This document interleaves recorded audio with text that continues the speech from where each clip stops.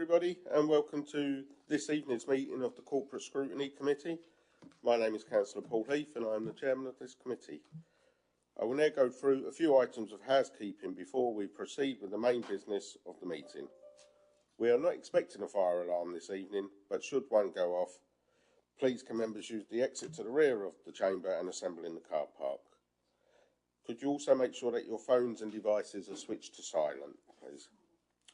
If members wish to speak during our debates this evening, please can you indicate by raising your hand and I will come to you at the appropriate time. Please can I remind everyone to use their microphones when speaking and to switch them off once they have finished. Can I also remind you that this meeting is being webcast. We will now proceed with the main business of the meeting. Item number 1, apologies for absence. Please, Jessica.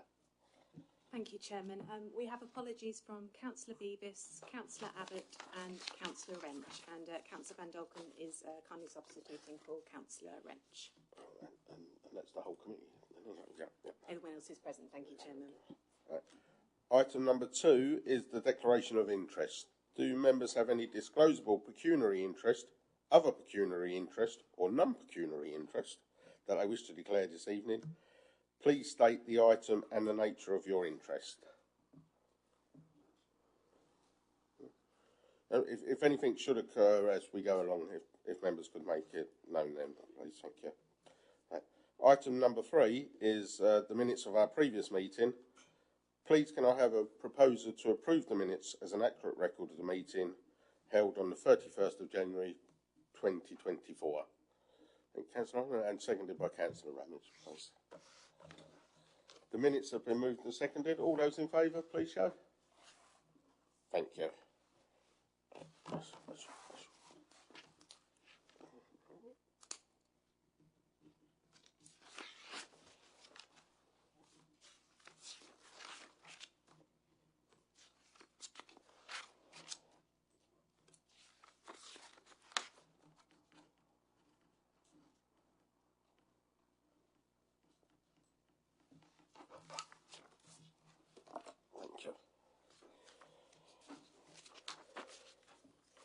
Right, so if we can then continue with the agenda, and item number 4 is public question times. We have no members of the public present, so we will proceed to item number 5, which is our third quarter performance report for 23/24. Members, the report for this item is set out on pages 5 to 37 of the agenda and will be presented by Tom Williams, Corporate Performance Coordinator. Tracy Headford, People and Performance Manager, is also in attendance to support the report. Tom, please can I invite you to present your report? Thank you, Chair, and good evening, members. This report sets out the Council's progress towards our corporate priorities as at the end of the third quarter up to the 31st December 2023. As of this time, 6 projects are marked as completed, 41 are on track and progressing well, and 10 projects have an amber status. By exception, I will provide the detail on the amber projects. Completing physical improvements to Whittam and Houstead town centres, revised licence applications for all work required on Essex County Council land are still under consideration, and unexpected additional work on the application has been required at this late stage. Discussions with Essex County Council continue to finalise the plans. Refurbishment of the wet and dry changing facilities at Houstead Leisure Centre. A revised budget has been agreed and tender is currently underway. This will be delayed in completion as a result of delivering the works to a revised budget. Replacing the studio and sports hall floor at Braintree Sports and Health Club. Costing estimates returned over budget, and delays in resolving this means that works will need to take place after the school's exam season. The community centre in Whittam, planning permission is awaiting a planning committee date and an operator is yet to be agreed. Implementing the requirements of Martin's Law. The bill requires extensive amendments as suggested by the Home Affairs Select Committee. The timescales for further details from central government are unknown and work cannot begin until details have been provided. Delivery of supported housing and move-on accommodation at Trafalgar House. Peabody have encountered delays in delivering this project and we are working towards a revised end date of June 2024. Changing places toilets in Whittam and Houstead. Whittam construction has not yet been started due to additional changes to the scope of planning permission required. Complications have been encountered due to the need to reprofile the doors of the listed building. Whittam Enterprise units, a number of elements for this project are still not agreed, such as planning permission and approval of the full business case. And biodiversity net gain, the Levelling Up and Regeneration Bill has become an act, but many changes within the bill require further legislation, and we're currently awaiting on further information from central government. 10 performance indicators have achieved or exceeded target. One performance indicator has missed target by less than 5%, which is the collection rate of council tax. And 3 performance indicators have missed their target by more than 5%. These are the cumulative number of homes granted planning permission, recycling rates, and the percentage of inquiries resolved at the first point of contact in the customer service centre. The council has made a number of key achievements in the third quarter. The works to refurbish the wildlife garden in Househead Public Gardens have been successfully completed. Environmental improvement of Cutthroat Lane in Whittam has also been completed. The council has contributed towards the Greater Essex Devolution Deal, which was put forward to central government ahead of the autumn budget. Councillor community grants have been awarded to the value of £10,286, totalling £23,400 year to date. 162 affordable homes were delivered, taking the total to 329 for the year so far. Participation levels at leisure centres continue to exceed target, with over 268,000 attendees, which was 31,000 over our target. 84 residents were assisted through our handyman scheme. The housing team prevented 50 cases of homelessness, and there were 258 new business startups across the district, and a further 91 businesses contacted the council for business supports, in addition to 15 business training sessions taking place. The council saw a reduction in complaints compared to the second quarter. Only 1 complaint progressed to stage 2, and there were no stage 3 or ombudsman complaints received in the third quarter. Staff members recorded 751 hours of learning, and the headcount has increased to 502. Health and safety incidents saw a reduction both on the previous quarter and also on the previous year. The financial summary of the finance section of the report sets out the current budgetary position. Information on capital spending and resources, details of treasury management activity, and the estimated movement on general fund unallocated balances. The reviewing of income and expenditure against budget and forecast for the next year indicates a net overall positive variance of £494,000. Staffing expenditure is currently projected to be underspent at servicing level, which includes the corporate efficiency target. This follows a budget transfer of £600,000 agreed at full council on the 11th of December 2023 between Treasury management income and all service staffing budgets to offset the employer's annual pay increase offered from April 2023. Other expenditure is forecast to be £730,000 over budget, and the council is also accruing legal costs in relation to the Wethersfield Asylum Centre appeals. Offsetting the projected forecast for other expenditure is an overachievement of income, currently forecast to be £1.3 million, which is mainly attributable to Treasury management investment income. Details of the main variances are set out in the finance section of the report. Capital spend to the end of the third quarter was £3 million, mainly incurred on the Disabled Facilities Grant Programme, and capital spend typically increases in later quarters. Currently, there is an estimated positive variance against capital projects of £223,000. The estimated movement of the general fund and unallocated balances is a net withdrawal of £471,000. Thank you, Chair. Members, before we take any questions, please can I remind you that we are here to examine the performance of the council and the contents of the report, not to delve into details of individual projects. Do members have any questions for Tom or Tracy? Yes, Ron, please. Councillor Ramage, please. Yeah, just one thing, Tom. I know this has been created a little while back, but I understand the actual community centre has now got planning permission. As of yesterday, it was announced. Yes, I have been provided with a brief update on that. So it's up until this is only reporting up to obviously this is only up until reporting to the end of December, but yes, as far as I'm aware, that is the case, which is good. But it was, well, you know, as a Whittam councillor, I'm very pleased with that. It's actually happening as such. There's just one question. Well, there's a number of questions I've got, but you mentioned about the industrial units in Whittam. This seems to have been going on for quite a while, to say the least. You're saying it's gone back for planning consent? Was it rejigged, the actual planning for it? And, you know, basically, is there a time frame? Do we know when this is going to be happening? Because the town needs it. So yes, that is obviously a big priority for Witham. We are looking at the moment to pull together our annual plan for next year, with that being one of the major considerations around including that. So with regards to the planning of that, so I think the original plans that were put into place, it wasn't viable to have that scheme. So we've been working with the planners around what scheme can take place on that site. There's been a lot of money invested in that site, and obviously this is one of the areas that we said we're going to be delivering on. So there may have to be a change of scope in some way, shape or form, but we will be looking to deliver something around that site. Well, let's hope there's some progress next time. Yes. Thank you.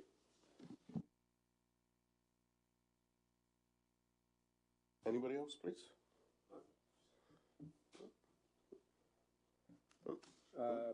Actually, there is one other question that, where was I?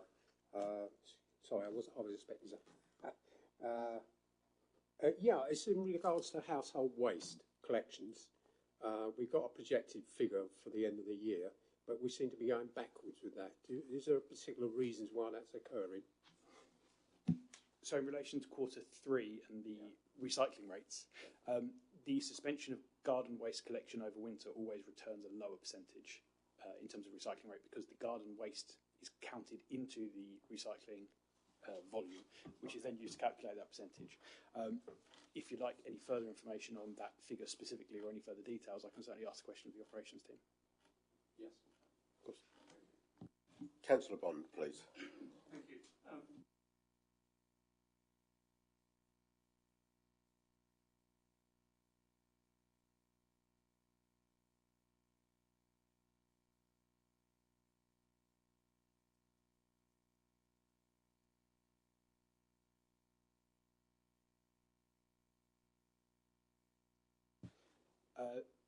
This financial year, I do not believe that is the case. There is a revised end date which is being looked at. At the time of writing this report, that end date was unknown. I can also ask that question of the landscapes team to understand when that end date will be, but I believe it is going to be this calendar year. Yep. Councillor Duncan. Thank you, Chairman. Just looking at page 29, where it gives our organisation, when it talks about headcount, etc. I was interested to see at the bottom line, the comparison between 2017-18, which is 6 years ago, and today, that the headcount has crept up, and given that salaries and pensions, etc., are by far our largest expense, I wonder if you could just comment on the overall view on headcount numbers in the authority. Do we have is there a cap? Is every person that's taken on the subject of a ruthless check to make sure they're necessary? It's all money. Thank you. Yes, so I can answer that one, obviously, being head of HR. So, yes, we have increased our headcount. Obviously, we do have a growing district. The majority of our headcount goes towards operatives, so our frontline staff. And obviously, with a growing district, we need to have more people out serving the district. So there is quite a lot of recruitment that goes on in that area. I will say we are quite a lean authority, so we don't necessarily replace all the time. There's a very much scrutinised process that you have to go through if you want to have more resource within the organisation. And, there's a business case that has to go through a process. And if you want to be able to add into base budget, that will have to go through members and cabinet. And that what comes to full council within the budget setting process. So, we have a very robust process for increasing our staffing levels. Obviously, they are all people that are needed. They're not necessarily all full-time. That's the head count. Obviously, it might be good to sort of look at the total of FTE in comparison as to what that was back in 2016-17. But yes, you know, there is a robust process and there's scrutiny that takes place to make sure that the roles that we have within the organisation are required and justified. Thank you. Councillor Bond, please. Yes, another question around electric vehicle charging points. Page 18, it refers to facilitating up to 3 on-street charging points, but the Essex County Council strategy suggests that this district will need at least 100 and just over 100 of those, along with the fast and rapid chargers. I know we have a very good facility in part of the district, and I acknowledge that, but I wondered what strategy we have as an authority, and recognising we're not a highways authority, but there are some very good examples of joint working in other parts of the country to facilitate a more rapid growth that we would need by 2025. Thank you. Yes, obviously we do work quite closely with Essex County Council, and obviously highways, they are going to be responsible for any charges that go onto the highway. We are looking at the infrastructure that we need to provide as a council for the areas that we own, you know, car parks, things like that, and various on-street parking as well. So there definitely is. Obviously, we were really pleased to be the first authority, or first authority within the country to have the place at Horizon 120. I've forgotten the name of it now. Yeah, that's it. Good serve. So yes, you know, it is at the forefront of our minds about making sure that we do or are able to service the, you know, the population with regards to electric vehicles coming in. So. I will actually declare an interest there because I have an electric car and I went to charge it before the meeting, and even though I'm a member of BP Pulse and that's a BP Pulse charger, it doesn't accept it as existing. so there are a lot of teething problems still. Anybody else? This one? Yeah, just a couple more. Tracy, I wonder, there's a considerable amount of staff now working from home. Thankfully, the sickness levels seem to be quite low, but how do you equate if someone is sick and who's working from home? I mean, does it have a difficulty compared with when they used to come into the office? I mean, do they just ring you up, say, I'm sick, I can't do the job or whatever? I mean, can you see what I'm trying to say? We're living in a different world in many ways, aren't we, in that respect? Yeah, absolutely. And obviously the pandemic has changed our viewpoint on wellness as well across the organisation. So that is at the forefront, is ensuring that we have a culture of ensuring that our employees are not just physically, emotionally, but also mentally well within the roles that they're doing. So yes, if you are sick, sometimes being able to work from home, you are still able to do things. You're not in the office, you're not passing on germs, so that can help us to reduce our overall sickness within an authority. But if somebody isn't well, then it's literally the same thing. So I had somebody phone me up the other day and say, I'm really, really not feeling right. They had a temperature, they had a really bad cough. Sounds like COVID again, doesn't it? But and I sort of said, well, it's entirely up to you. If you want to work, you can carry on working because you are at home. But if you don't feel well enough, then let me know. And they actually phoned me back up an hour later and said, I'm really sorry, I can't carry on working. So they went off sick. The sickness was recorded, but they were then back the next day. And I think being able to be in your own environment sometimes does help you sort of to recover. It also makes you feel like you can work. And we need to be a little bit more flexible as well with our employees. If they're not having to work between certain hours, you know, we can offer that flexibility, sort of say, well, spend another hour in bed, take a little bit of a longer break at lunchtime, because we know that they'll sometimes work into the evening. And I think it's about trusting and empowering our staff. Yeah, and it's dependent. Different services have different business needs, so it's dependent on the titan of the teams that you are managing. So, for example, our customer services team, we have a few of them that work from home. They don't all work from home. They like to come into the building because they like to have the support of their colleagues around them in dealing with difficult customers, for example. So that's not something they'll always like to be working from home for. So we can track how people work. We're basing a lot more on productivity rather than sort of people, bums on seats, so to speak. So the way that we manage people now has changed. So there's a lot more interaction. There's a lot more manager, employee, talking to each other and understanding that relationship has to improve. You have to be doing more as a manager to engage with your employees to get that trust and get that productivity out of them. And obviously, the more you engage with your employees, the more you're going to get out of them anyway, really.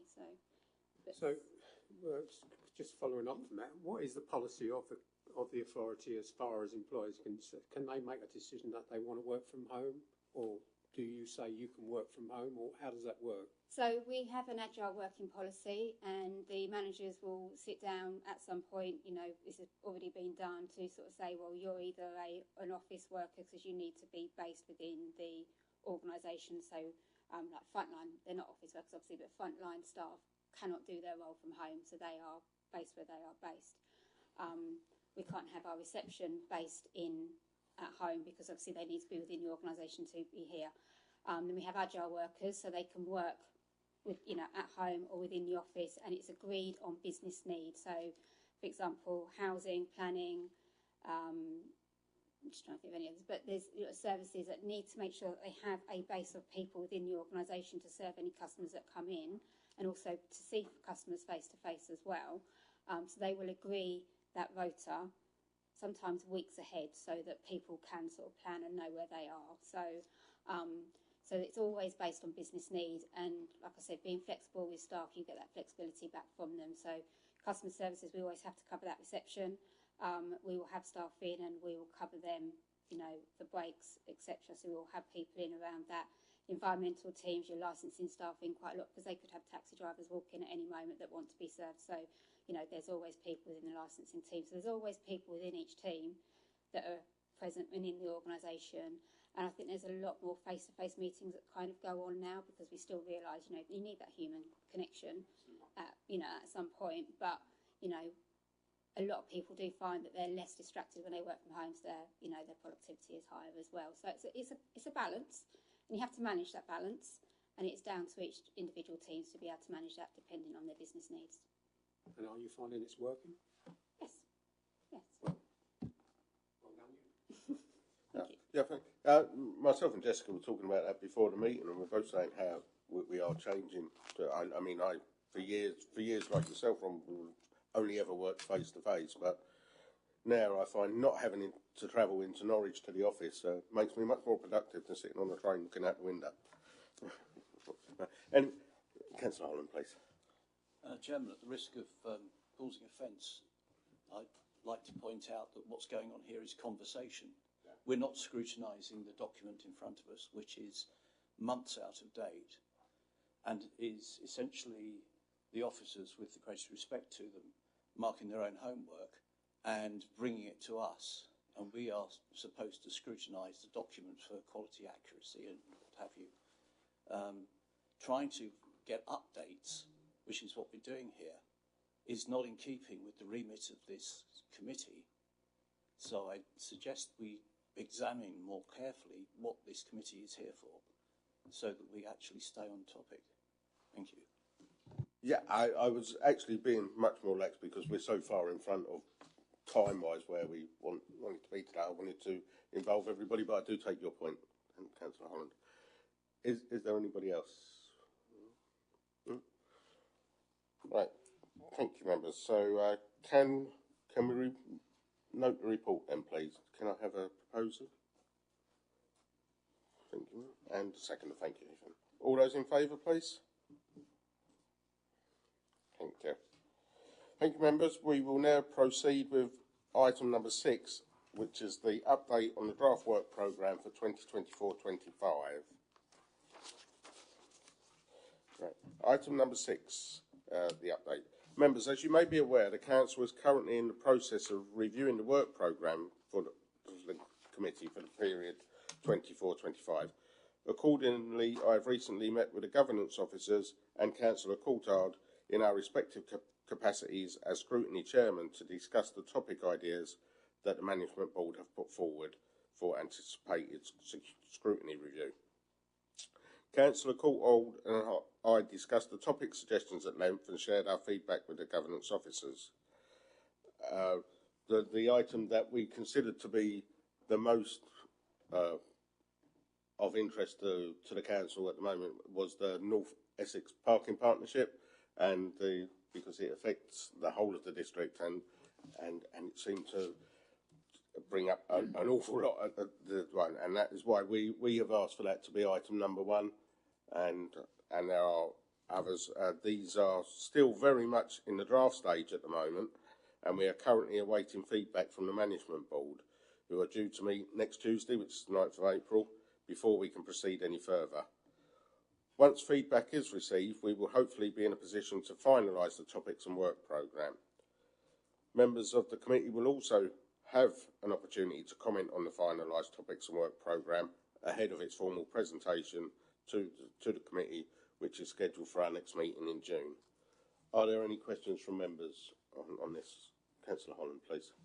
I'm aghast to hear what you've just reported. It sounds to me as though there is no democratic ability on the part of the members of this committee to actually steer and identify topics. It feels that we are sidelined from the wordage, the specific wordage that you've used. And it seems to me that it would be a more sensible thing for there to be a discussion, or at least some sort of collection of suggestions of topics from the entire membership of this, so that we as a committee can feel that we stand some minor chance of steering ourselves to a consideration of issues that we consider important. At the last 2 committee meetings, Councillor Holland, we have actually asked members to put ideas forward. It came down to me and Councillor Courtauld doing it because nobody sent us any ideas.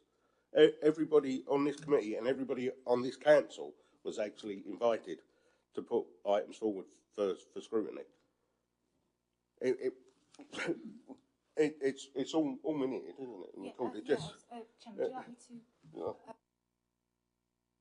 to? Thank you. Just to add, Councillor Holland, there will be plenty of opportunity for members to submit other topic ideas and suggestions into the work programme. This isn't, at the moment, these topics are all in draft form, nothing is set.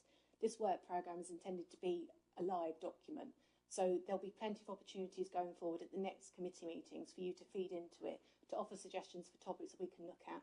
This isn't the only topic that we're going to be looking at for the year. There'll be other ones that come forward. This is just a start, so we can, we know this is like NEP, for example, is a hot topic at the moment, which is why it was brought forward by Management Board. And then we went to, obviously, the chairman, for feedback on that. And that's all it is at this stage. It is just getting Management Board's feedback. Nothing has been finalised. We will obviously look to agree that at the next committee meeting. But just to assure you that this is it's a live document. It can be amended. We can add new topics forward throughout the year as they come.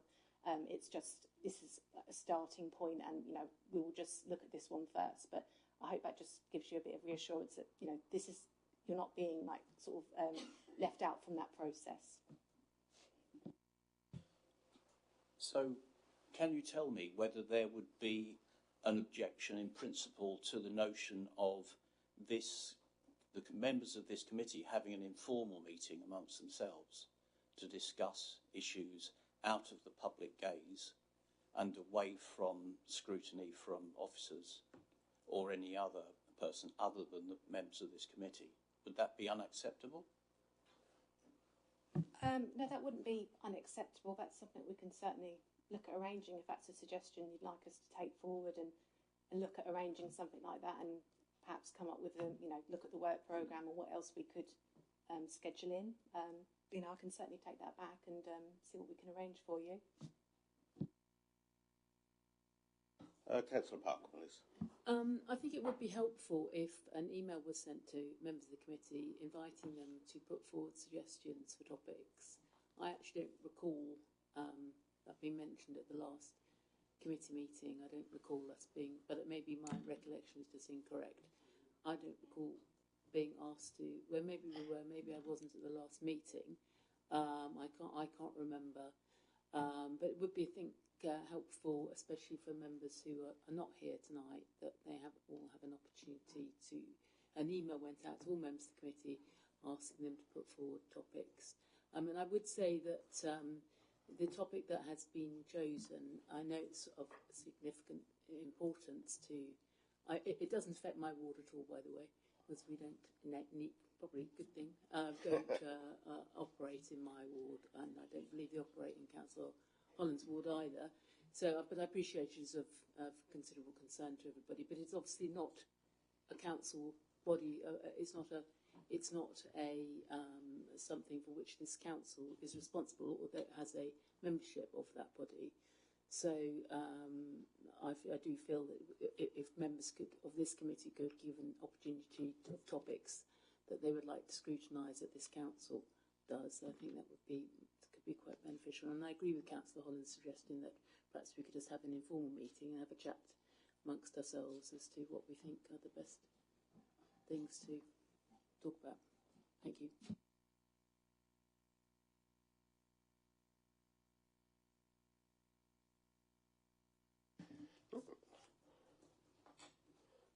Right, thank you. So we will take that. We will take that on board, and we'll see if and when we can hold an informal meeting and put it out for the best possible time to get the highest attendance. We may not ever get 100%, but we can try. Right. So moving on to item number 7, which is the decision planner. Members, for this item, we've been asked to review the decision plan for the period of 1st of May 24 to the 31st of July 24. Do members have any issues that they would like to raise in respect of the decision planner?